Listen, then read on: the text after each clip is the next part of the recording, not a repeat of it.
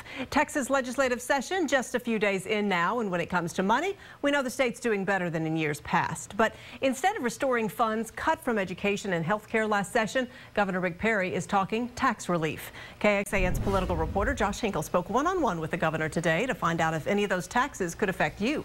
Leslie, Governor Perry says a little extra money this session doesn't mean lawmakers should go crazy spending. That goes for the rainy day fund too, and as expected, he wants to save and at the same time cut some taxes. He has not said which taxes specifically he'd like to see drop, but during our interview we spoke about the rainy day fund, which gets its money from oil and gas revenue. The fund is doing very well because that industry has been up.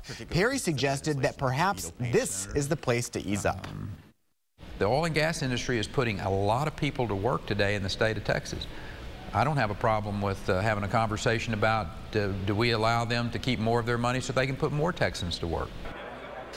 Keep in mind the rainy day fund is one a lot of lawmakers would like to tap for projects that would directly affect you. Water conservation and education are the big talkers this week, but generally conversations at the Capitol this week about tax cuts have been about property and businesses as the most likely ideas. And the state's other top leaders like Joe Straus, the Speaker of the House, and Lieutenant Governor David Dewhurst, they have said that they are open to this kind of conversation. All right, thank you, Josh. I know we'll hear more from you at 6, and you can also see Josh's full conversation with Governor Perry in our special show this weekend, In Session, In Depth, that airs Sunday morning at 8:30 right here on KXAN. Well, the governor spoke about the importance of the state's rainy day fund. Here's an idea of just how much money is in play.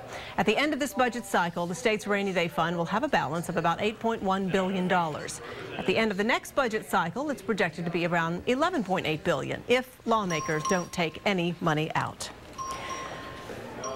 Well, one thing the fund could pay for is the new plan to make sure Texas has enough water. That plan was unveiled today at the state capitol. It calls for $2 billion to build new dams, reservoirs, and other water supply facilities. And you can learn more about the plan online right now at KXAN.com. Just look for the story in our legislative section.